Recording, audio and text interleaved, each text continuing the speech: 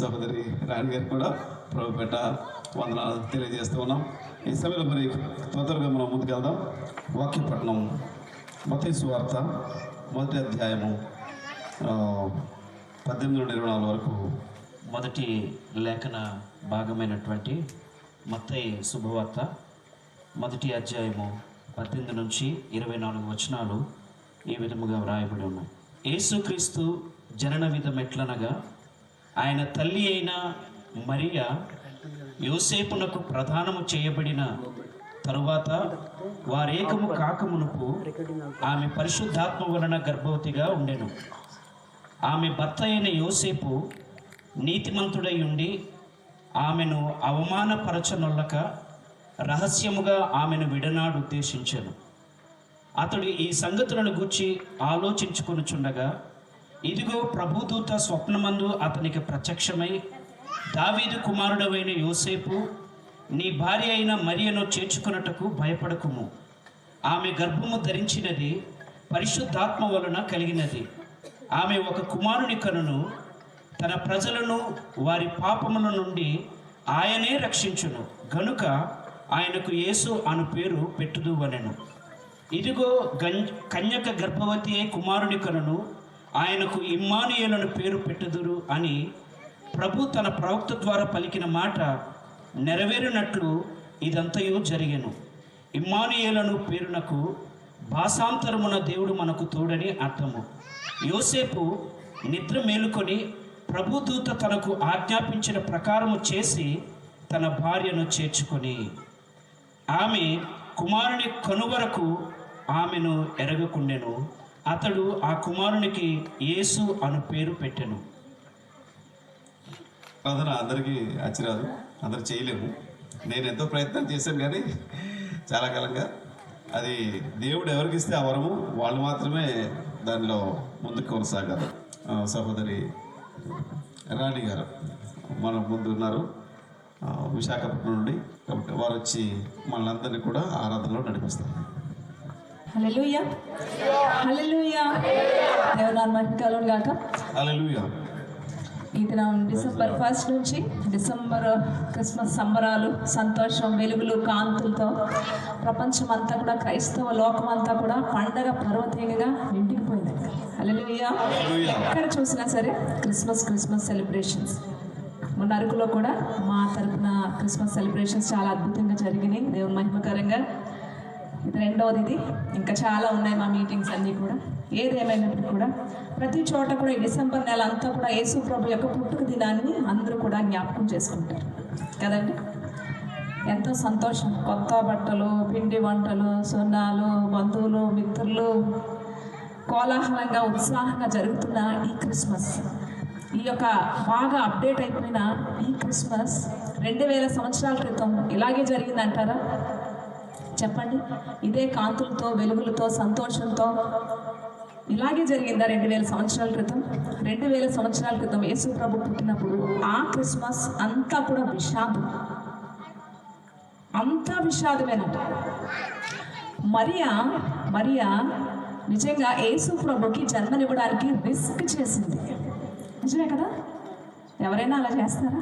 పెళ్ళి కాకముందు ఎవరైనా గర్భం దాలిస్తే ఎన్ని అవమానాలు, ఎన్ని నిందలు, ఎన్ని బాధలు పడాలి. ఆఖరికి చేసుకోబోయే వ్యక్తి కూడా అనుమానించింది. ఇప్పుడే చదివాం కదా, యోసేపు రహస్యంగా వినాడదాం అని ఎందుకు తలంపు వచ్చింది? ఎందుకంటే వచ్చింది, ఎందుకంటే ఏదో జరిగింది.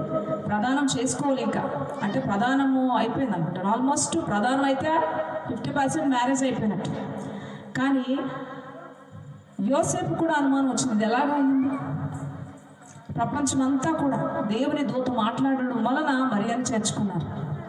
ఇక్కడ చూస్తే కనుక యేసు ప్రభుకి జన్మనివ్వడానికి ఎంతోమంది ఎదురు చూశారు. కానీ ఇక్కడ మరియ మాత్రమే రిస్క్ చేసింది, తన జీవితాన్ని పణంగా పెట్టింది. ఎందుకంటే ఎలాంటి నింద, అవమానం భరించాలి లోకంలో అప్పటికే స్టార్ట్ అయింది. ప్రధానం అయిపోయినా సరే ఇవిడి ఏమంటున్నారు? గర్భం ఎలా వచ్చింది ఇప్పటికీ అంటున్నారు కదండి. ఇప్పటికి చాలామంది క్రీస్తు వ్యతిరేకులు మరియమ్మని ఎన్నో నిందలు ఇప్పటికే పడుతుంది ఆవిడ కదా. ఎలాగొచ్చింది? దేవుడు ఏంటి ఈవిడ గర్భంలో పుట్టడం ఏంటి? రిస్క్ చేసింది. మరి ఆ జీవితంలో రిస్క్ చేసింది. యోసేపు రిస్క్ చేసాడు. ఎన్ని మాటలు పడి ఉంటాడు కదా, అరే గర్భం ధరించిన ఆవిడ పెళ్లి చేసుకోవడానికి ఆవిడ పట్టుకొని తిప్పుతామేంటయ్యా అని ఎన్ని మాటలు అని ఉంటారు. ఈవిడ ఎన్ని మాటలు అని ఉంటారు. ఆ రోజు గొల్లలకి భయం, జ్ఞానులకి ప్రాణభయం, హేరోతో భయం. అక్కడ చూస్తే 2000 సంవత్సరాల పిల్లలందరూ కూడా చంపబడ్డారు. అంతా కూడా రక్తసిక్తమైపోయిన ఆ యెరూషలేము అంతా కూడా రక్తంతో ప్రవహిస్తుంది. ఇళ్లల్లో ఏడుపులు, తల్లులు ఏడుపులు, తండ్రులు ఏడుపులు. ఇంత భయంకరమైన పరిస్థితుల్లో యెరూషలేము అంతా కూడా వీధులన్నీ కూడా ఏడుస్తున్నాయి. హేరోదు ఒకవైపు పిల్లల్ని చంపించేస్తున్నాడు, ఎక్కడో రాజు పుట్టాడట అని చెప్పి. ఇంత భయంకరమైన పరిస్థితుల్లో యోసేపు మరియమ్మల ఒకవైపు నిందలు, అవమానాలు. ఇలాంటి పరిస్థితుల్లో యేసు ప్రభు జన్మించి ఇదిగో ప్రజలందరికీ కలవబో మహా సంతోషకరమైన శుభవర్తమానం ఏంటండి? నేడు దావీదు పట్టణమందు మరొకరు రక్షకుడు పుట్టాడు. రక్షకుడు పుట్టగానే చీకట్లన్నీ తొలగిపోయి వెలుగు కాంతులు ప్రపంచంలోకి వచ్చినాయండి. గట్టిగా చెప్పండి. హల్లెలూయా, హల్లెలూయా. ఎంత గొప్ప శుభవర్తమానం కూడా. ఎన్ని నిందలు పడ్డారు ఒక్కొక్కరు కూడా. ఇన్ని పరిస్థితుల్లో కూడా మరియ రిస్క్ చేసింది. మరి ఇప్పటికీ కూడా రిస్క్ చేస్తుందే అనుకోవాలి. జీవితాన్ని పణంగా పెట్టి ఒక పరిశుద్ధుడైన దేవుని కుమారుడికి జన్మనిచ్చింది. ఈరోజు మనం ఎంతో సంతోషంగా చేసుకుంటున్నాం. కానీ ఇదే క్రిస్మస్ 2000 సంవత్సరాల క్రితం అంతా విచారం, బాధ, ఏడుపు, కన్నీళ్ళ మధ్యలో లోకరక్షకుడు ప్రపంచానికి ఆయన వచ్చి మనందరి జీవితాల్లో వెలుగులు నింపాడండి. ఆ దేవాదేవుని ఆత్మతో సత్యంతో ఒక్క పాట ద్వారానే మనం ముందుకు వెళ్ళిపోదాం. ఇది శుభోదయం, క్రీస్తు జన్మదినం. ఇది శుభోదయం, క్రీస్తు జన్మదినం. ఇది లోక కళ్యాణం, మేరీ పుణ్యదినం, మేరీ పుణ్యదినం, మేరీ పుణ్యదినం. మేరీ రిస్క్ చేసింది కదండి. మేరీకి దేవుడిచ్చిన ఒక పుణ్యం ఇది, ఆమె గర్భాన్ని ధరించడం. ఎంతోమంది వెయిట్ చేశారు కానీ వాళ్ళకి దొరకలేని ఆ గొప్ప భాగ్యం రిస్క్ చేసి ప్రాణాన్ని పణంగా పెట్టి ముందుకు వచ్చినందుకు దేవుడు ఆమె గర్భంలో దేవుడు జన్మించాడు. నాతో పాటు వెళ్తాను పట్టారా?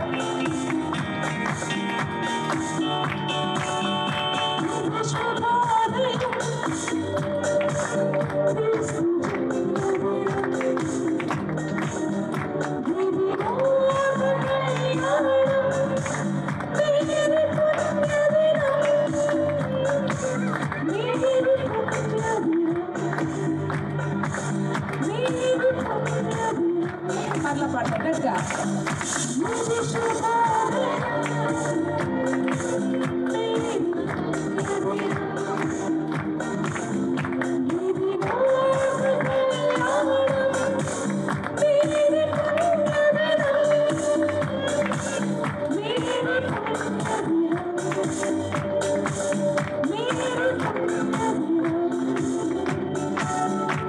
రాజులనే రారాజు వెనసేల పశువుల తోటలు, పశువుల పాపుల పాలిట రక్షకుడు, నగర పల్లి పౌరుడు.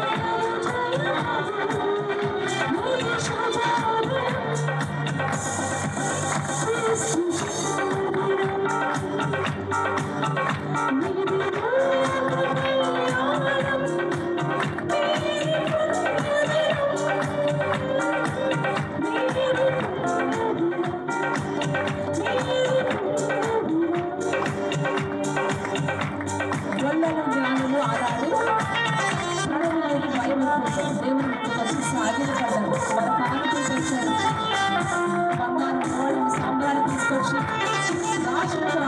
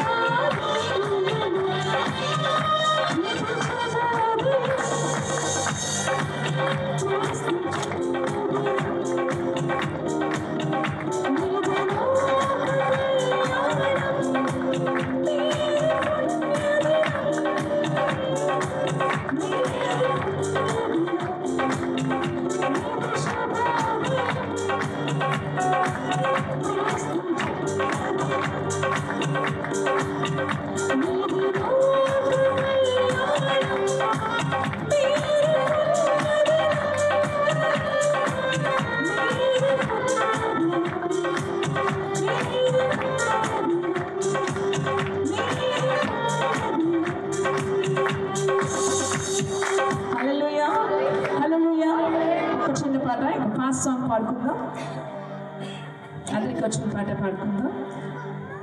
అందరూ కూడా సంతోషంగా ఇప్పటి వరకు కూడా మేరీ ఏ విధంగా రెస్ట్ చేసింది, జ్ఞానులు ఏ విధంగా రెస్ట్ చేశారు, గొల్లలు ఏ విధంగా రెస్ట్ చేశారు కదా. వెళ్ళొద్దన్నా సరే వెళ్ళారు, మాట విని వెళ్ళారు, దేవుని దూత మాట విన్నారు. జ్ఞానులు ఇంకో త్రోవను వెళ్ళమంటే దేవునికి దూత మాట విని దేవుని మాట విని లోబడి వెళ్ళారు. ఈరోజు కూడా సంతోషంగా ఇంతమంది వారు రిస్క్ చేసి లోకరక్షకుని లోకానికి పరిచయం చేసిన దేవాది దేవునికి ఏమివ్వగలం మనం? అందుకే ఆత్మపూర్ణులే సంతోషంగా మరొకసారి ఒక చిన్న పల్లెల ద్వారా, ఒక చిన్న చరణం ద్వారా మనం పాడుకొని ఆరాధన ముగించుకుందాం.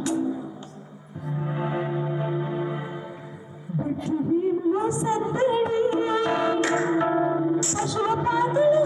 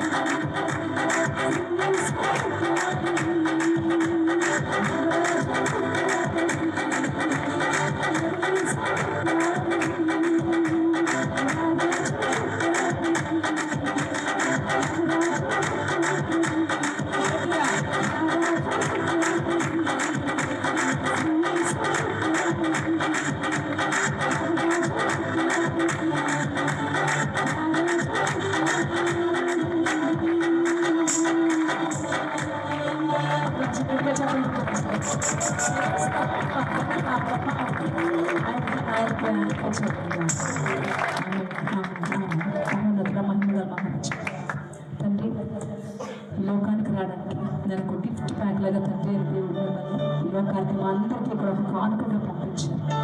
ఎంతోమంది రిస్క్ చేశారు వారి జీవితాన్ని. నాయన తండ్రి, నాయన ప్రాణం పెట్టి అంటారు నేను మా కోసం మీరు రిస్క్ చేశారు. నేను మా కోసం ఒక వరంగా ఈ లోకంలోకి వచ్చినారు. సాష్టాంగపడి నమస్కరిస్తున్నాం ప్రభు. నా ప్రతి ఒక్కరిని కూడా మీ చేతులు ఖర్చు ఈ క్రిస్మస్ సెలబ్రేషన్ సందర్భంగా ప్రతి ఒక్కరి నిండైన దీవులతో దీవించి ఆశీర్వదించు. ఈ ఆరాధన అంతా మీ పాదాల దగ్గర మీకు మహిమ కావాలని నేను కోరుకుంటూ మీకే సమస్త మహిమ ఘనత ప్రభావం చేయించు. నజరేయుడైన యేసు పరిశుద్ధనామమున వేడుకుంటున్నాను తండ్రి. ఆమేన్. ఆమేన్. Praise the lord. అనగా మనకు శిశువు పుట్టెను, మన కుమారుడు అనుగ్రహించబడింది. ఆయన భుజం మీద ఏముందట? రాజ్యభారం ఉండును. ఇంకేముంది? ఆశ్చర్యకరుడు, ఆలోచనకర్త, బలవంతుడైన దేవుడు, నిత్యుడుగు తండ్రి, సమాధానకర్తయగు అధిపతి. అతనికి పేరు దేవునికి మహిమ కలుగును గాక. హల్లెలూయా, హల్లెలూయా. మరి ఈ విధంగా ఇన్ని అద్భుతాలు ఆయన జీవితంలో ఉన్నాయి. ఇవి తక్కువే, ఇక్కడ యెషయా గ్రంథంలో చెప్పబడిన మాటలు ఇవి తక్కువే ఆయన జీవితానికి. ప్రతి మానవుడు కూడా దరిద్రుడిగా ఉండకూడదని మీ నిమిత్తము ఏం చేశాడు? ఆయన దరిద్రుడిగా వచ్చాడు. ఎంత గొప్ప మాట! ఎవరైనా పైన ఉన్నటువంటి వ్యక్తి, సింహాసనం మీద ఉన్నటువంటి వ్యక్తి ఒక పేదోడి దగ్గరికి వస్తారా? ఈ రోజుల్లో చూస్తున్నాం ఎంతమంది అలాగ ఉన్నారు. మనుషుల్ని, బట్టల్ని, లేకపోతే వాళ్ళు ఒక అధికారాన్ని, వాళ్ళ డబ్బుని, వాళ్ళ హోదాని చూసి మనుషుల దగ్గరికి వెళ్తారు, ప్రాకులాడతారు. వాళ్ళే కావాలని వెళ్తారు. నిజముగా దేవుని యందు ఉన్నటువంటి బిడ్డల వైపు ఎవరైతే ఉంటారో వారు పరలోకానికి వెళ్తారు. ఇక్కడ ఇవన్నీ ఆయనలో ఉన్నాయి, అవన్నీ మనకిచ్చాడు ఆయన. దేవునికి మహిమ కలుగును గాక. హల్లెలూయా, హల్లెలూయా. ఆయన మనకిచ్చాడు. చూస్తున్నాము గొర్రెలు కాస్తున్నటువంటి వారి జీవితాలు మనం ఇక్కడ చూస్తున్నాము. దేవుడు, దూతలు తర్వాత పరలోకం నుంచి వారు దిగి వచ్చి ఎక్కడ గొర్రెల కాపురుల దగ్గరికి వచ్చారు. ఈ కాపురులు ఎటువంటి స్థితిలో ఉన్నారంటే శాస్త్రులు, పరిసయ్యులు అన్నటువంటి వ్యక్తులు ఆ దినాల్లో కూడా ఉన్నారు. వీరిని బానిసలుగా వాడుకునేవారు. అంత అన్నం మాత్రమే పెట్టేవారు, కానీ ఇంకేమీ లేదు. రాత్రుల్లో పగలు కూడా ఆ గొర్రెలు కాసుకోవటమే వాళ్ళ పని. ఇవన్నీ చూసిన దేవుడు మొదట ఎవరి దగ్గరికి వెళ్ళారంటే గొర్రెల కాపులు బంధించబడ్డారు.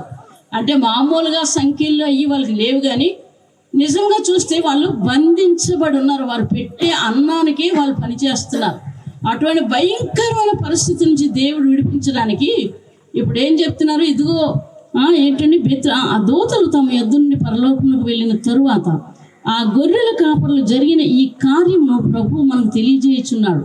మనము బెత్లెహేము వరకు వెళ్ళి చూతుము రండి అని ఒకరితో ఒకడు చెప్పుకొని త్వరగా వెళ్ళి మరీను యోసేపును తొట్టులో పండుకొని శిశువును చూచిరి. వారు చూచి ఏం చేశారు? ఈ శిశువును గురించి తమతో చెప్పబడిన మాటలు ప్రచురము చేసిరి. ఎవరి దినాల్లో అలా చేస్తున్నారు? ఎవరు? వారికి విడుదల వచ్చింది. ఇక మనం అక్కడికి వెళ్ళక్కర్లేదు. మనం దేవుని మాటలు చెప్పుదాం ఇతరుల నుంచి. గొర్రెలు అన్ని వదిలేసి ప్రచురం చేయడానికి వెళ్ళారు. ఈ దినాల్లో ఎవరైతే ఒక మనిషి రక్షించబడతారో నిజంగా పరలోకంలో ఉన్నటువంటి పరిశుద్ధాత్మ దేవుడు వారి హృదయంలో ఉండి వారి సంతోషాన్ని, ఆనందాన్ని, సమాధానాన్ని ఇచ్చిన తర్వాత వారు ఉండలేరు, చెప్పక మానలేరు. వారు వెళ్ళి అనేకులు ఆ విధంగా ప్రచురం చేశారు. వీరి జీవితాల్లో కూడా విడుదల వచ్చింది. బంధకాలు తెగిపోయే వారి జీవితాల్లో ఎప్పుడైతే బంధకాలు తెగిపోయి వారు ఏం చేశారు? చూశారు, ప్రచురం చేశారు. గొర్రెల కాపరులు తమతో చెప్పిన సంగతుల గురించి విన్నవారు అందరూ ఆశ్చర్యపడ్డారంటే ఎలాగొస్తుంది ఆశ్చర్యం ఎలాగొస్తుంది? నిజమే, ఒక బిడ్డ పుట్టారు. ఊరందరికీ అందరు భార్యాభర్తలు ఉన్న తర్వాత పిల్లలు పుడతారు, వాళ్ళు చూస్తారు, ఎంతో మందిని ఎన్నో చేస్తారు. ఇది ప్రత్యేకమైనటువంటి విషయం. ఇది ఆయన వెలుగును, ఆయన తేజస్సును, ఆయన మహిమను వీళ్ళు చూశారు. ఈ యొక్క శిశువుని చూసి అప్పుడు ఆశ్చర్యపోయారు వాళ్ళు. దేవునికి మహిమ కలుగును గాక. లేకపోతే ఎంతమంది పుట్టడం లేదు? వాళ్ళందరి చుట్టూ ఉంటాయా? వెలుగు ఉంటుందా? తేజస్సు ఉంటుందా? మహిమ ఉంటుందా? ఇవేవి వాళ్ళ దగ్గర లేవు. వీళ్ళు చూడడానికి ఒక కారణం, ఆశ్చర్యపోయారు. మనం ఇక్కడ ఉండకూడదు, మనం వెళ్ళి ప్రచారం చేద్దామని గొర్రెల కాపరికి విడుదల వచ్చింది. వారు ఆ పని చేశారు. మరి మనం ఏం చేస్తున్నాం? మనం చూసుకోవాలి. దేవుడట మానవులు చేసినప్పుడు నోవా కాలంలో ఏం చెప్తున్నాడంటే నరులట దేవుని మాట వినలేదట. వినకుండా అన్య జనాంగాలతో సాంగత్యం చేయడాన్ని ఏం చేశాడు? హృదయంలో నొచ్చుకున్నాడట. నొచ్చుకొని నరుల హృదయం ఎల్లప్పుడూ చెడ్డదని అక్కడ మాట ఆదికాండం 6వ అధ్యాయంలో మాటలు రాస్తారు. కాబట్టి ఇది ఎంత భయంకరమైనటువంటి జీవితం. అటువంటి జీవితాన్ని నుంచి విడిపించడానికి యేసు ప్రభువారు ఈ లోకానికి రక్షకుడుగా వచ్చాడు. దేవునికి మహిమ కలుగును గాక. హల్లెలూయా. ఇక్కడ చూస్తే మరి దీనికి ముందు ఎన్నో బాధలు, శ్రమలు. ఎవరు తలుపు కొడితే అసలు తీస్తారు, కానీ అది కూడా ఇక్కడ లేదు, స్థలం ఇక్కడ లేదు, వెళ్ళిపోండి. ఆఖరికట అతను చెప్పే మాటలు ఒక దైవజనుడు చెప్తున్నాడు, నా ఇల్లు అద్దెకిచ్చాను కాబట్టి వస్తూ వెళ్తున్నారు. దీని కొన్ని రోజులైతే ఎవ్వరు ఇక్కడికి రాలేదు, కానీ ఇప్పుడు మాత్రం మొత్తం ఇల్లంతా నిండిపోయింది. అయితే వీళ్ళు కేకలేస్తున్నారు, తలుపు కొడుతూనే ఉన్నారు, రాత్రి అంతా కొడుతూనే ఉన్నారు. ఆయన మనసు కరిగి బయటకు వచ్చి తలుపు తీసి, మరి ఇక్కడ ఏమీ లేదు, మీకు వండాలనుకుంటే పశువుల పాక ఉంది, అది మీకు ఇచ్చేస్తానని ఆ పశువుల పాకను ఇచ్చేట అతను. చూసారా, మనుషులు పాపంతో నింపబడిన మనుషులకి ఇల్లు ఏంటండి, దేవాది దేవుడికి పశువుల పాక. ఎంత భయంకరమైనటువంటి అనుభవాలు వారి జీవితాల్లో. దేవునికి మహిమ కలుగును గాక. హల్లెలూయా, హల్లెలూయా. కాబట్టి నిత్య జీవం పొందుకోవాలంటే శ్రమలు, బాధలు, ఇబ్బందులు, బయటకు బాగానే ఉంటాం, అందరూ నవ్వుతూ కూడా చాలా సంతోషంగా ఉన్నట్లుగా నవ్వుతూ ఉన్నట్లుగా ఉంటాం. కానీ వారు వెనకాతల ఒక కథ ఉంటుంది, పెద్ద కథ. అది ఎవ్వరికి చెప్పుకోలేనిది, తెలియని కథ. అయితే అది దేవుడికే తెలుసు. వాళ్ళు ఆ విధంగా ఉంచడానికి కారణం ఏంటి? యోహాను చూసుకుందామా? 1 యోహాను 4:4 చిన్న పిల్లలారా, పేతురు యోహానుకి ఏం చెప్తున్నారు? అక్కడ చిన్నపిల్లలు వస్తే వీళ్ళు ఆటంకపరుస్తుంటే, ఇటువంటి వారిని ఆటంకపరచుకోండి, ఇటువంటి వారిదే పరలోక రాజ్యం అని యేసు ప్రభు నోటి మాటలవి. అలాగే చెప్పి ఏం చెప్తున్నారు? చిన్న పిల్లల్లాగా మీరు ఉండాలి. అలాగని ఒక వాక్యం రాయబడుతుంది అదే అధ్యాయంలో. ఏమని రాయబడు? కయ్యూను వంటి వారై ఉండకూడదు. కయ్యూను వంటి వారై ఉండకూడదు, తన సహోదరుని చంపాడు. విషయాలు బైబిల్లో ఇది చూసుకోవాలి, అది చూసుకోవాలి. అలా మనం ఎప్పుడైతే చేస్తామో దేవుని పిల్లలమి, దేవుని సంబంధం కాబట్టి మనకు శ్రమలు వస్తాయి. ఎప్పుడు దాకా? మనం చచ్చిపోయి సమాధిలో పెట్టిన దాకా వస్తాయి. కాబట్టి ఇది పోయింది, ఈ యొక్క సమస్య పోయింది, విడుదల వచ్చిందని అనుకోవడానికి వీల్లేదు. ఇంకొకటి రెడీ చేస్తాడు వాడు. ఎప్పుడు నువ్వు పడిపోతావు, నిన్ను ఎప్పుడు దించేయాలి, ఎప్పుడు నిన్ను నా యొక్క అగ్నిలోకి నిన్ను లాగవాలి అని వాడు చూస్తుంటాడు. ఇంకొక శ్రమ, అది పోతే ఇంకొక శ్రమ. కాబట్టి అంత వరకు సహించిన వాడే రక్షించబడతాడని మాట మత్తయి సువార్తలో మాటలు ఉన్నాయి. దేవునికి మహిమ కలుగును గాక. హల్లెలూయా. కాబట్టి ఇక్కడ చెప్తున్నారేమని, వారికి విడుదల వచ్చింది. జ్ఞానులు రావడానికి 2 సంవత్సరాలు పట్టింది. వాళ్ళ ముందే దేవుడు వాళ్ళు చెప్పారు ఇలా ఉంటుందని. ఈ 2 సంవత్సరాలు దూత నడిపించింది. 2 సంవత్సరాలు దూత నడిపించింది. అక్కడికి వచ్చేసరికి ఎవరిని చూశారు? వాళ్ళు రాజును చూడడం మొదలుపెట్టారు. అక్కడ ఉన్నటువంటి పనివారిని చూడడం మొదలుపెట్టారు. ఈ యొక్క నక్షత్రం వైపు చూడడం మానేశారు. కాబట్టి అక్కడ ఏమైంది? తప్పిపోయారు వాళ్ళు. తప్పిపోయిన తర్వాత అప్పుడు వాళ్ళు ఏడుస్తూ దేవుని బ్రతిమాడుకొని మరలా ఎప్పుడైతే ప్రార్థన చేశారో మరలా చుక్క కనబడడం మొదలుపెట్టింది. తిన్నగా యేసు ప్రభు ఉన్న ఇంటికి తీసుకొచ్చింది వాళ్ళ జ్ఞానుల్ని. దేవునికి మహిమ కలుగును గాక. హల్లెలూయా. మధ్యని ఆ మనిషి పెద్దోడు, ఈ మనిషి పెద్దోడు, ఆ మనిషి పెద్దోడు, వీళ్ళెంత వాళ్ళెంత ఇది మనం చూడకూడదు. నిజముగా దేవుని బిడ్డలు, దేవునికి మహిమ కలుగును గాక. ఎవరు ఏదైనా చేయగలరు?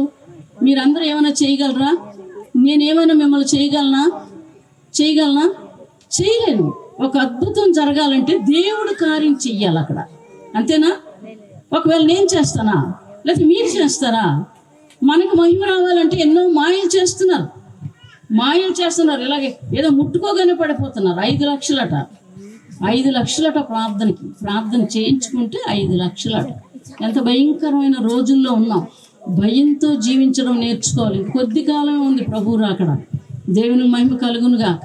హల్లెలూయా. యేసు ప్రభువారు ఉచితంగా ఇచ్చారు. ఉచితంగానే మనం చెయ్యాలి. ఆ మాట రాయబడింది. చేసేవాళ్ళు ఎవరు? దేవుడు చేస్తాడు. అలా దేవుడి మీద అనుకోవడం నేర్చుకోవాలి. దేవుడే చేస్తాడు. ఏ కార్యమైనా దేవుడే చెయ్యాలి. దేవునికి మహిమ కలుగును గాక. హల్లెలూయా. ఆయన ఒక పుట్టుక అద్భుతం, ఆయన మరణం ఒక అద్భుతం, ఆయన జీవితం ఒక అద్భుతం. మరియమ్మ కూడా ఎన్నో బాధలు పడ్డది. పరిశుద్ధాత్మ వలన ఆమె గర్భవతి అయింది. ఎన్ని నిందలు, తల్లిదండ్రులు తిట్టుంటారేమో, బంధువులు తిట్టుంటారేమో. ఏసేపు కూడా అనుకుంటున్నాడు ఇటువంటి దాన్ని నేను పెళ్లి చేసుకోవడం అని. ఆయన కూడా అంటున్నాడు. ఏమి చూసింది? దేవుణ్ణి చూసింది. దేవునికి మహిమ కలుగును గాక. ఆ దేశంలో అందరూ కూడా చాలా మంది కన్యకలు ఉన్నారు. ఈవిడి ఉత్తమైంది, మంచిది, దేవుని దృష్టికి ఉత్తమైంది కాబట్టి దేవుడు ఆవిడ గర్భాన్ని ఎన్నుకున్నాడు.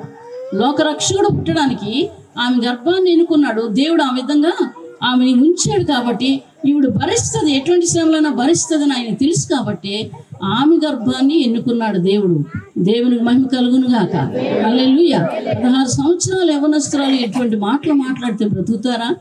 చాలామంది బ్రతికేవాళ్ళు లేరు. ఒకరోజు ఒక హాస్టల్కి నన్ను పిలిస్తే వెళ్ళాను. అక్కడ యవ్వనస్తులే అందరూ కూడా ఇంచుమించు ఒక 800 మంది ఉంటారు. వాళ్ళు నర్సింగ్ చేయటానికి వచ్చారు. వాళ్ళు ట్రైనింగ్ కోసం వచ్చారు. అక్కడ ప్రతి బుధవారం నన్ను వెళ్ళమంటే నేను వెళ్తుండేదాన్ని. అందులో నాకు దేవుడు చూపిస్తున్నారు, ఊరేసుకొని చనిపోతున్నట్లుగా చూపిస్తే ఎవరో కానీ ఊరేసుకొని చనిపోబోతున్నారు. ఎవరమ్మా ఆ వ్యక్తి ఆఖరి దాకా ఉంటే నేను మాట్లాడతాను, అలా చెయ్యొద్దని 2 మాటలు నేను చెప్పి, అది నరకమే అలా చేస్తే. ఆయన ఆ మాటలు చెప్పినప్పుడు బయట నిలబడదు, నేను వెళ్ళే తోమలో నిలబడిన తర్వాత ఏడుస్తూ, ఆంటీ నేను మోసపోయాను, నా వయసు చూస్తే ఇప్పుడు 20 సంవత్సరాలు, నేను గర్భవతిని, ఈ సంగతి తెలిస్తే అమ్మ నాన్న ఇద్దరు చనిపోతారు, అందుకు నేనే చనిపోద్దామని తీర్మానం చేసుకున్నాను, ఉరేసుకునే చనిపోదాం అనుకున్నాను ఆంటీ అనేసి ఏడుస్తుంది భయంకరంగా. అమ్మ నీకు అంత బాధ అయితే మా ఇంటికి వచ్చి నేను నిన్ను చూసుకుంటాను, కానీ నువ్వు అలా చేయకు, చచ్చిపోతే ఎక్కడికి వెళ్తావో తెలిసిన, అగ్నిలోకి వెళ్తావు. మరి ఇలా చేసావు కాబట్టి, నువ్వు చనిపోవడం దేవుడికి ఇష్టం లేదని అంటే 3వ రోజుకి వెళ్ళి ఉరేసుకొని చనిపోయింది అమ్మాయి. చూసారు ఎంత భయంకరం. మొన్న మా చర్చిలో ఒక అమ్మాయి అదే కనిపిస్తే ఆ మాట చెప్పింది, లాస్ట్ దాకా ఉండమంటే ఉన్నది. తను నర్సింగ్ చేస్తుంది. అయితే ఆ తల్లిదండ్రులకు సంబంధం చూశారు, అది ఇష్టం లేదట, వాళ్ళు వినడం లేదని చచ్చిపోదాం అనుకుందంట ఈ అమ్మాయి. అప్పుడు వాళ్ళ తల్లిదండ్రులు నాకు ఫోన్ చేశారు, ఇష్టం లేకపోతే మానేయండి, ఆ పిల్ల చనిపోతాను అంటుందని నేను ఇటు నుంచి దెబ్బలాడాక అప్పుడు వాళ్ళు ఫోన్ చేసి, అమ్మ నువ్వు ఏమీ చేసుకోక నీకు ఇష్టం లేకపోతే మానేద్ది కానిలే అని చెప్పిన తర్వాత మరలా మా చర్చికి రావడం మొదలుపెట్టింది. దేనికోసం? పాపం వల్ల వచ్చే జీవితము. ఎంత భయంకరమైన మాట అది, ఎంత భయంకరమైన మాట. ప్రతి మానవుడు, ప్రతి సంఘంలో ఉన్నటువంటి దైవ సేవకులే కానీ సంఘస్థులే కానీ మనస్సాక్షిని కాపాడుకోవాలి. మంచి మనస్సాక్షి ఉండాలి. ఏదైనా చేస్తే ఆ తప్పుడు పనులు గబుక్కున చేసేయడానికి అవకాశం ఉంది లోకంలో. గబుక్కున చేసేసామండి తెలియదండి అని అంటారు. నీకేం చెప్పారు యేసుప్రభు చేయకముందు? బిడ్డలకి ఏం చెప్తారు? ఇంత పిల్లలు నేను చెప్పానా, నువ్వు ఏమి తప్పు చేయొద్దని చెప్పాను, కొడతారా లేదా? చిన్నపిల్లలకి ఏం చేస్తారు తల్లిదండ్రులు? ఒక 4 లాగుతారు, కొడతారు. నీకేం చెప్పాను ఇంతకుముందు? నువ్వు ఇలా చేయకూడదని చెప్పాను కదా, ఎందుకు ఈ పని చేస్తావని చిన్నపిల్లల్ని కొడతారు. దేవుడు కూడా అదే చెప్తున్నాడు. నేనేం చెప్పాను? నీ కొరకు ప్రాణం పెట్టాను, నీ కొరకు సమాధిలోకి వెళ్ళాను, నీ కొరకు తిరిగి లేచాను. నువ్వు సింహాసనం ముందు ఉండాలని నేను సింహాసనం దిగిపోయాను, నేను సిలువేయబడ్డాను, నేను దెబ్బలు కాశాను, నేను అవమానపరచబడ్డాను. ఎవరి కోసం? నీ కోసం. మళ్ళీ ఎందుకు చేస్తున్నావు? దేవుడు ఏం చేస్తాడు? ఒక తెగులో రోగమో ఏదో ఒకటి పెట్టి మరలా అటువైపు తిప్పుకుంటాడు ఆయన. వినకపోతే మాత్రం ఇంకా కఠినమైన మనస్సు, కొరత వేయబడిన మనస్సాక్షిని చంపుకుంటారు. మనస్సాక్షిని చంపుకోకుండా ఉండడమే క్రైస్తవ జీవితం. మారు మనసుకి ఉన్న గుణ లక్షణాలు. మారు మనసు అంటే ఏటో, అందులో నడుస్తున్నటువంటి వారి లక్షణాలు ఎలా ఉంటాయంటే మనస్సాక్షిని కాపాడుకుంటారు. ఇటువంటి మాటలు చెప్పినప్పుడు వినకపోతే ఏం చేస్తాడు దేవుడు? ఏమి చేయడు. మీకోసం మనుషులు పంపిస్తాడు. ఆ దినాల్లో కూడా ప్రవక్తలు పంపించాడట, కానీ ప్రవక్తల మాట ఎవరు వినలేదు. హేబేలు రక్తం వరకు అలాగా హతసాక్షులుగా మారుతూనే ఉన్నారు. అనేకులు చనిపోతున్నారు. చూసాను మొన్న ఒక ఆయనంట మిలిటరీలో జాబ్ చేస్తున్నారు. ఆయన యేసు ప్రభువుని నమ్ముకున్నారు. అయితే ఈ దేశాన్ని వెళ్తున్నటువంటి అధికారికి నమస్కారం చేయమన్నారట. ఆయన అన్నాడట, నేను యేసు ప్రభువుని నమ్ముకున్నాను, నేను మాత్రం నమస్కారం చేయనని. అక్కడ ఉన్న వాళ్ళు అన్నారు, మరొక దానియేలు లేచాడు, దేవునికి మహిమ కలుగును గాక. హల్లెలూయా. అయితే నీ ఉద్యోగం తీసేస్తాము, తీసేయండి, కానీ నేను మాత్రం ఆ పని చేయనని ఆయనే వచ్చేసాడు ఇంటికి. ఇటువంటి త్యాగమూర్తులు ఎక్కడైనా ఉన్నారంటారా? దేవునికి మహిమ కలుగును గాక. హల్లెలూయా. నీ మెడ మీద కత్తి పెడితే నీలో ఎవరున్నారు చెప్పండి. యేసు ప్రభు ఉన్నారు కదా. నీకు నొప్పి రానిస్తారా? రొప్పి రాణిస్తారా? దేవునికి మహిమ కలుగును గాక. మా చర్చిలో ప్రసాద్ అని ఒక అబ్బాయి ఉన్నాడు. ఎంత సబ్బు బిల్లంత రాయి ఉంది. నొప్పి రాకుండా ఉంటుందా చెప్పండి? నొప్పి రాకుండా ఉంటుందా? ఇంత రాయి అయితే నొప్పి రాకుండా ఉంటుందా? తప్పకుండా ఉంటుంది. అయితే నేను ఆ నొప్పిని యేసునామములో బంధిస్తున్నానని ప్రార్థన చేశాను. తర్వాత హాస్పిటల్కి వెళ్ళిన తర్వాత ఆ రాయి అది కూడా నాకు చూపించాడు. చూపించిన తర్వాత నేను కూడా హాస్పిటల్కి వెళ్ళి ప్రార్థన చేసి ఇంటికి వచ్చాను. నొప్పి లేదమ్మా అంటున్నాడు. ఎంత ఆశ్చర్యం! దేవునికి మహిమ కలుగును గాక. ఆపరేషన్ చేసిన దాకా కూడా నొప్పి లేదు, తర్వాత కూడా నొప్పి లేదు. ఎక్కడైనా ఉందా ఇటువంటివి వింత కార్యం? దేవుడు చేస్తాడు. దేవునికి మహిమ కలుగును గాక. మీరు ఎవరైనా సరే, మీరు చేయరు, నేను చేయను, దేవుడు చేస్తాడు. దేవునికి మహిమ కలుగును గాక. అయితే మన పీక మీద కత్తిపెట్టి మనం చచ్చిపోతామా? ధైర్యంగా ఉండడం నేర్చుకోవాలి, తెగించి మాట్లాడడం నేర్చుకోవాలి, దేవునికి ఇష్టకరమైన జీవితం జీవించాలి. దేవునికి మహిమ కలుగును గాక. వాళ్ళు ఎందుకు చనిపోయారు? ఆనాడు ప్రవక్తలు, అపోస్తులు వారి జీవితాలు ఎందుకు పనంగా పెట్టారు? దేవుణ్ణి చూశారు, వాళ్ళు కంటితో చేశారు. కొడుతుంటే వాళ్ళు నొప్పి అనిపించలేదు. స్టెఫెన్ కొడుతూనే ఉన్నారు, కానీ అబ్బా నొప్పి పెడుతుంది, అమ్మ నాన్న ఏడలేదు. ఏంటి ఏడలేదు? కొడుతుంటే, రాళ్ళతో కొడుతుంటే దేవుని వైపు చూడడం మొదలుపెట్టాడు. వీళ్ళు ఏం చేస్తుండ్రో అతనికి తెలియలేదు. కానీ యేసు ప్రభు వారు కూర్చున్న వ్యక్తి నిలబడ్డారట. అక్కడ నిలబడగానే ఆయన కోపం ఎక్కడ రగులుతుందని, తండ్రి వీరేం చేస్తున్నారో క్షమించమని అడిగారు స్టెఫెను. అలా ప్రాణాలు పెట్టాడు, దేవుని రాజ్యంలోకి వెళ్ళిపోయాడు. అది నిత్య జీవము. నా యందు విశ్వాసం ఉంచిన వాడు ఎన్నడూ చనిపోడు. కొన్ని దినాలు, కొన్ని సంవత్సరాలు అయితే అవ్వచ్చు, కానీ చనిపోయిన వారు అందరూ లెగుస్తారు. దేవునికి మహిమ కలుగును గాక. యెషయా గ్రంథంలో ఉన్నాయి ఏంటండి, మత్తయి సువార్తలో ఉన్నాయి ఏంటండి, ఏమి సమాధి నీవారు, చనిపోయిన నీవారు మరలా తిరిగి లెగుస్తారు, నా వారు శవములు తిరిగి బ్రతుకును. దేవునికి మహిమ కలుగును గాక. హల్లెలూయా, హల్లెలూయా. ఇవన్నీ చేయడానికి, ఇటువంటి గొప్ప గొప్ప కార్యాలు చేయడానికి యేసు ప్రభు వారు మన కొరకు పుట్టాడు. ఏలయనగా ఏంటండి, శిశువు పుట్టెను, కుమారుడు మనకు అనుగ్రహించబడెను. కాబట్టి ఈ విషయాన్ని బట్టి మనం చాలా సంతోషించాలి. మిమ్మల్ని కొడుతున్నప్పుడు, మిమ్మల్ని తిడుతున్నప్పుడు, మీరు సువార్త చేసినప్పుడు, అనేక మంది మీద పడుతున్నప్పుడు ఏం చేయాలి? వాళ్ళందరూ చూసి భయపడవలసిన పనే లేదు. నీ పక్షంగా ఎవరున్నారు? దేవుడు ఉన్నాడు. మేము అరకులో మీటింగ్స్ మొదలుపెట్టాము. ఇది గొప్ప సాక్ష్యమే. నిన్న లేదు, మొన్న 1వ తారీఖుని పొద్దున్నుంచి సాయంకాలం దాకా వర్షమే. అయితే దాని ముందుని నేను అడిగాను ఇంటి దగ్గర, ప్రభా అక్కడ ఏం జరుగుతుంది? ఇది నీకు ఇష్టకరంగా జరుగుతుందా? నీ చిత్త ప్రకారంగానే మేము వెళ్తున్నామా? ఇవన్నీ అడిగితే అంతా బాగా జరుగుతుంది, అద్భుతంగా జరుగుతుంది అని చెప్పారు. కానీ మేము వెళ్ళేసరికి కారు వెళ్తుంటే మంచు రోడ్డు మీద తాకి రోడ్డు కూడా సరిగ్గా కనబడలేదు. అలాగే వెళ్ళిపోయాము. వెళ్ళిపోయిన దగ్గర నుంచి వర్షం వర్షం వర్షం. మా పాప అంటుంది, అమ్మ ఇలాగ ఉంది భయంకరంగా, ఇంత మొదలుపెట్టాము మనం, ఇలాగ అవుతుంది అంటే దేవుడు నిన్న నాకు చెప్పారు అంతా బాగా జరుగుతుంది, వర్షం కాసి చూడకు. అక్కడున్న దైవ సేవకులతో కూడా నేను అదే చెప్పాను, వర్షం కాసి చూడకండి, ఆ టైంకి అది పోతుంది. సరిగ్గా మేము 6 అయింది, మొత్తం ఆరిపోయిందండి, ఒక్క చినుకు లేదు. తుఫాను అటు చెప్తున్నారు. తర్వాత మా ప్రోగ్రాం అయిపోయింది, నేను వచ్చేసాము, ఇప్పటికీ కూడా అక్కడ వర్షం లేదట. మార్చేస్తాడు, కాలాలు సమయాలు మార్చగలిగిన దేవుడు నీకోసం ఏదైనా చేస్తాడు. అది నమ్మడం నేర్చుకోవాలి, యథార్థంగా ఉండడం నేర్చుకోవాలి, జరిగింది జరిగినట్లుగా మనం చెప్పడం నేర్చుకోవాలి. అప్పుడు దేవుడు ఏం చేస్తాడు? మన ఎంత ఇష్టపడతాడు, మన ప్రార్థన ఆలకిస్తాడు. దేవునికి మహిమ కలుగును గాక. హల్లెలూయా, హల్లెలూయా. ఇంకా అక్కడ చూసుకున్నాం కదా, ఇంకో మాట చూసుకున్నామండి. లూకా సువార్త చూసుకున్నాం, 2వ అధ్యాయం 31 నుంచి. ఇదిగో నీవు గర్భము ధరించి కుమారుని కని ఆయనకి యేసు అని పేరు పెట్టుదు. ఆయన గొప్పవాడై సర్వోన్నతుని కుమారుడు అనబడును. ప్రభువైన దేవుడు ఆయన తండ్రి అయిన దావీదు సింహాసనము ఆయనకిచ్చును. ఆయన యాకోబు వంశస్థులను యుగయుగములు ఏలును. ఆయన రాజ్యము అంతము లేనిదై ఉండునని ఆమెతో చెప్పింది.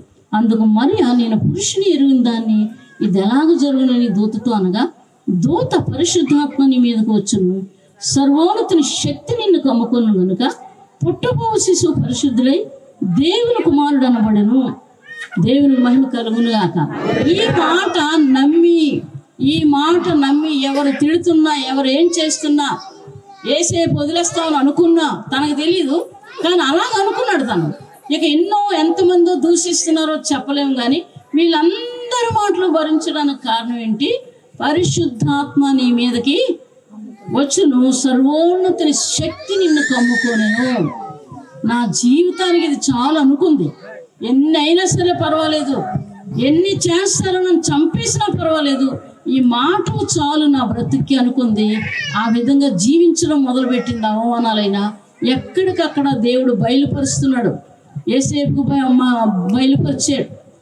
ఏసేపుకు బయలుపరిచాడు దేవుడు, జ్ఞానులకు బయలుపరిచాడు. మీరు వెళ్ళి అక్కడ సాంబ్రాణి, బోలం, బంగారం పట్టుకెళ్ళండి, వాళ్ళకి అవసరం ఏంటండి. ఆయన దేవుడు, ఆయన పూజించబద్దగిన వాడు, పూజలు అందుకోవలసిన వాడు ఆయన. కాబట్టి సాంబ్రాణి పట్టుకెళ్ళండి, బోలము. ఆయన జీవితం చేదు, ఎక్కడికి వెళ్ళినా సరే శ్రమలు, బాధలు, ఇబ్బందులు, అవమానాలు. రొట్టెలు పెడితే తినేసి రాళ్ళు పట్టుకున్నారు. ఏంటండి రొట్టెలు, ఆయన 5 రొట్టెలు 2 చేపలు చేస్తే తిన్నారు, బాగా తిన్నారు, రాళ్ళు పట్టుకున్నారు. ఎంతమంది లేరు, ఎంతమంది ఇటువంటి జీవితాన్ని జీవిస్తున్నారు. మృతులు నిత్య జీవాన్ని ఇవ్వడానికి యేసు ప్రభు ఇచ్చారు. ఒకవేళ ఇంత డబ్బు ఉందనుకోండి, ఈ రాత్రికి చచ్చిపోతే ఆ డబ్బులు ఏం చేసుకుంటారు? మోసాలు, అన్యాయాలు, అక్రమాలు చేసి డబ్బు సంపాదిస్తారు. ఏంటంటే ఎంతోమందిని మనకు తెలుసును, భయంకరంగా ఏంటంటే దౌర్జన్యాలు చేసి, లేకపోతే దొంగతనాలు చేసి, మోసాలు చేసి డబ్బు సంపాదించవచ్చు. ఆ రాత్రికి నువ్వు చనిపోతే ఈ పాపం అంతా కూడా ఎవరి మీద ఉంటుంది? నీ మీద ఉంటుంది. ఇప్పుడు ఏమవుతావు? నువ్వు చనిపోతే తిన్నగా అగ్నిలో ఉంటావు.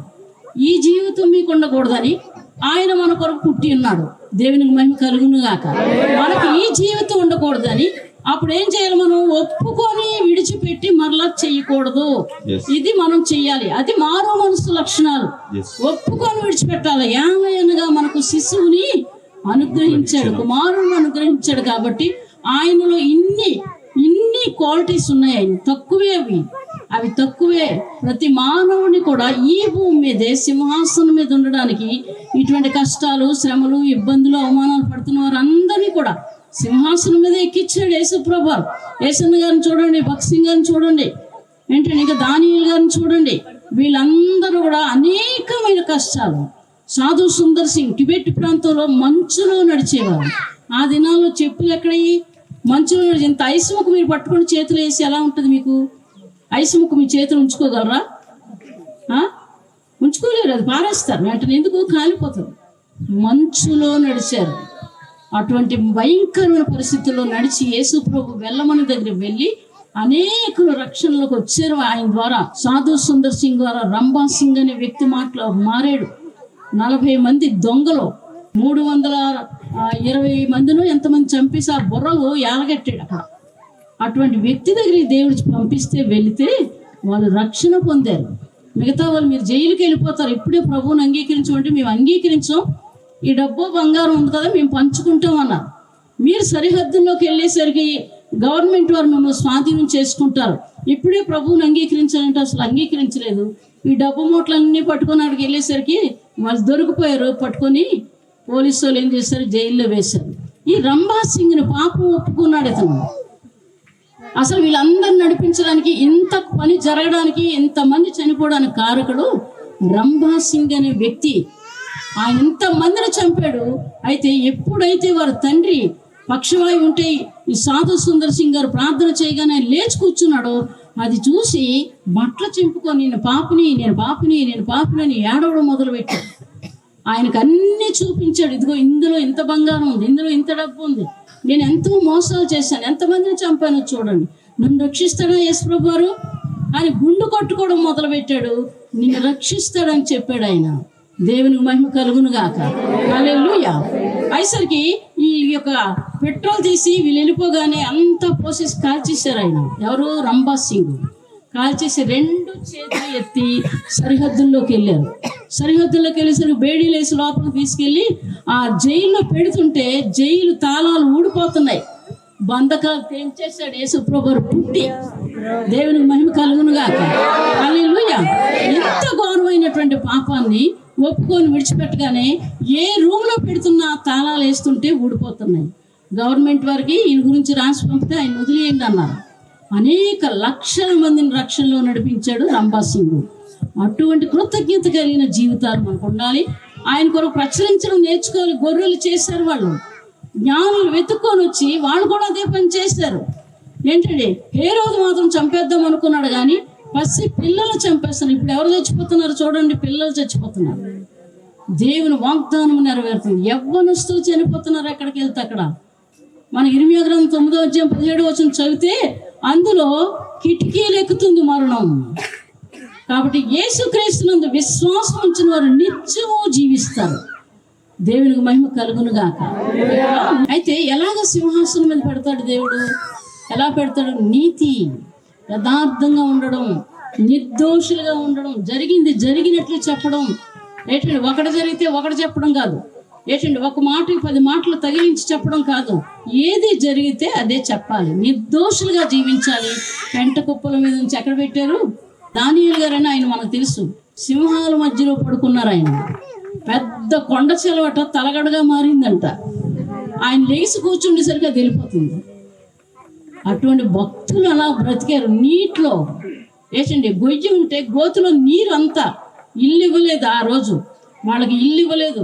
పిల్లలు, భార్య ఒకే ఒక మంచం మీద అందరూ కూర్చొని ఇలా ఉండేవారట. ఆ స్థలం ఇప్పుడు సంఘంగా వాళ్ళకి ఇచ్చారు, మెడ్రాస్. దేవుడు మహిమ కలుగునుగా. దేవుడు వాళ్ళకి ఇచ్చాడు. అలాంటి భయంకరమైన శ్రమలు, అవమానాలు, నిందలు పడగానే ఆయన దేవుడు చూశాడు.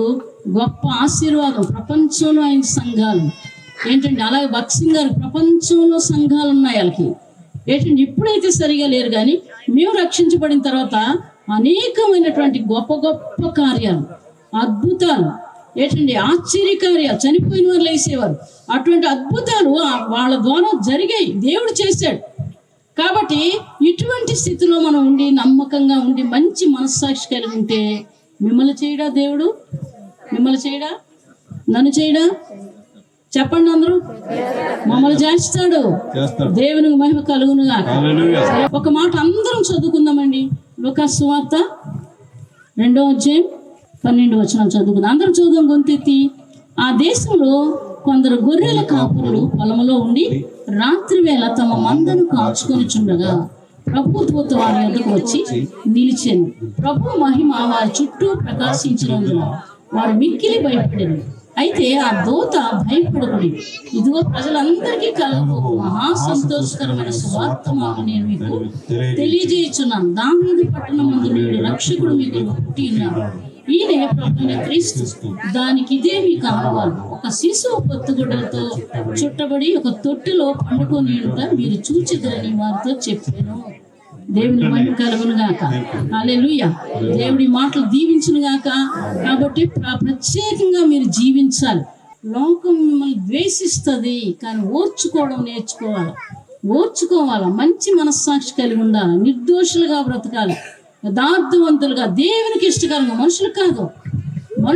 ఇవాళ ఇంత పెడతారు, దాంతో మన జీవితం అయిపోతుందా? ఇంత పెడతారు, జీవితాంతం బ్రతికేస్తామా? అలాంటి మనుషులు ఎందుకు కనపరచాలి? దేవుడిని కనపరచాలి. అయ్యా మీరు ఇచ్చారంటే ఆ దేవుడు మిమ్మల్ని ప్రేరేపించి మాకు ఇచ్చాడు. అప్పుడు ఎవరికి వెళ్తుంది మహిమ? దేవుడికి వెళ్తుంది. ఇలాంటి ఆలోచనలతో మనం ఉండాలి. దేవుడు మన కొరకు పుట్టి ఉన్నాడు. ఏంటంటే చాలా సంతోషం. మిమ్మల్ని అందరం చూడగానే చాలా సంతోషమైంది. చాలా సంవత్సరాల క్రితం నేను వచ్చాను. ఈ పినకోట దావీద్ గారు ముందు, తర్వాత జాన్ గారు, ఏంటంటే ఇప్పుడు ఈ మధ్యని మన ఇమానియల్ గారు వీళ్ళు మాకు తారసపడ్డారు. అయితే ఈ రోడ్లు లేవు. ఒకప్పుడు ఏంటంటే జీప్ కానీ వెళ్తే ఎంత ఎత్తున ఎగిరేది. లారీ మీద ఒకసారి 70 మంది వచ్చాం. ఇంతే రోడ్డు, ఎంత ఇటు ఇంత చెట్లు పట్టుకున్నాం భయమేసి, ఎక్కడ లారీ పడిపోతుందని. అటువంటి భయంకరమైన స్థలాలు నేను చూసి ఇంటికి వెళ్ళి ఏడిస్తే దేవుడు చూపించాడు. రోడ్లు వేస్తామన్నారు, ఏంటంటే చర్చి కడతామన్నారు, ఇల్లు కూడా కడతామన్నారు. అప్పటికి ఇప్పటికి ఎలా తయారైంది? దేవుని మహిమ కలుగును గాక.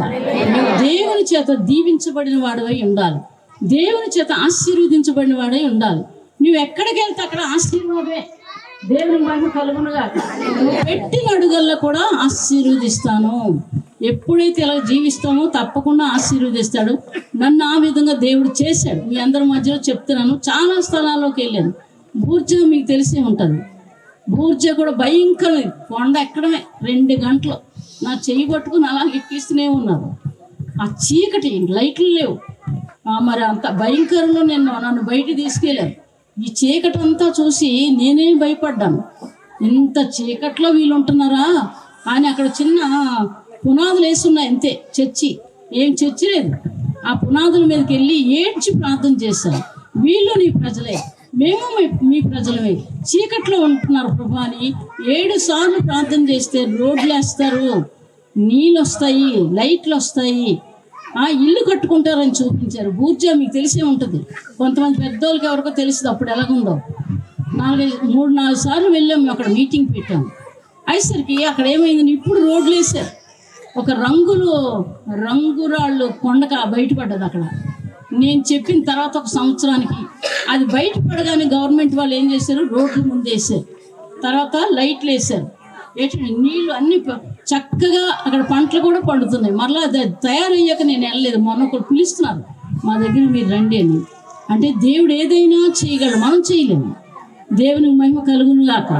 దేవుడు ఎప్పుడైతే యథార్థంగా బ్రతుకుతాం వాక్ శక్తి అని చేస్తాడు. అపోస్తుల కార్యాలను మనం చూసాం కదా, వాక్ శక్తి వాళ్ళకి ఇవ్వగానే వాళ్ళు ఎప్పుడైతే మాట్లాడారో అద్భుతాలు వారి జీవితాల్లో జరిగాయి. మీ జీవితాలు అలా జరగడానికి యేసుక్రీస్తు మీ హృదయంలో పుట్టి ఎప్పుడు ఉండాలి. మీరు చచ్చిందాకా, మీరు దేవుని రాజ్యంలోకి వెళ్ళిందాకా ఎప్పుడు మీ హృదయంలో ఉండాలి. ఈ హృదయం ఆయనకి ఇవ్వాలి. దేవుని స్తోత్రం కలుగును గాక. చిన్న ప్రార్థన చేస్తాను నేను. మహాపరిశుద్ధుడా, నీ పాదాలకు వందనాలు తండ్రి. జీవాధిపతి నీకు వందనాలు. మేము ఏమాత్రం పరం నాయన, మా బ్రతుకులు మా జీవితాలు ఏమాత్రం గాలి వేస్తే ఎగిరిపోతుందని చెప్పినావు తండ్రి. నాయన అటువంటి వారు నీ కనికరం మా మీద దిగుతుందని చెప్పిన దేవుడు తండ్రి, మంచి మనస్సాక్షిని ఇవ్వు నాయన బిడ్డలకి తండ్రి. నీతో ఉండాలని ఆశ కలిగించు ప్రభా, నీలో ఉండడానికి సహాయం చేయండి. ఈ మాటలు వారి హృదయంలో ఉంచండి మా ప్రభు. అంతవరకు నీ కొరకు జీవించే జీవితాలు దయచేయండి. హృదయంలో యేసుక్రీస్తు పుట్టేలా సహాయం చేయండి తండ్రి. నీకు వందనాలు. ఈ మహాపర్వదినాన్ని, పండగ పర్వదినాన్ని నీ పాదాలు పట్టుకొని బ్రతిమలాడుతున్నాం. ప్రతి ఒక్కరిని నీ యొక్క స్వాధీనం ఉంచుకొని నీ బిడ్డలుగా చేయమని అడుగుతున్నాం. మమ్మల్ని కూడా ఆ విధంగా ఉంచమని అడుగుతున్నాం. మీరు మాకు తోడైంది నా ఈ మధ్యాహ్న సమయంలో మాటలు చెప్పడానికి, ఆరాధన చేయడానికి మాకు ఇచ్చినటువంటి ధన్యత కొరకు వందనాలు చెల్లిస్తున్నాం. దైవ సేవకులందరినీ బలంగా వాడుకోండి. దాన్ని ఇంకా మంచి మంచి ప్రదేశాల్లో వారు వాడబడ్డానికి సహాయం చేయండి. అద్భుతాలు వారి జీవితాల్లో జరిగించండి. మీరు తోడై ఉండండి. యేసుక్రీస్తు నామం నుండి వేడుకొని ప్రార్థిస్తున్నాం తండ్రి. ఆమేన్. ఆమేన్.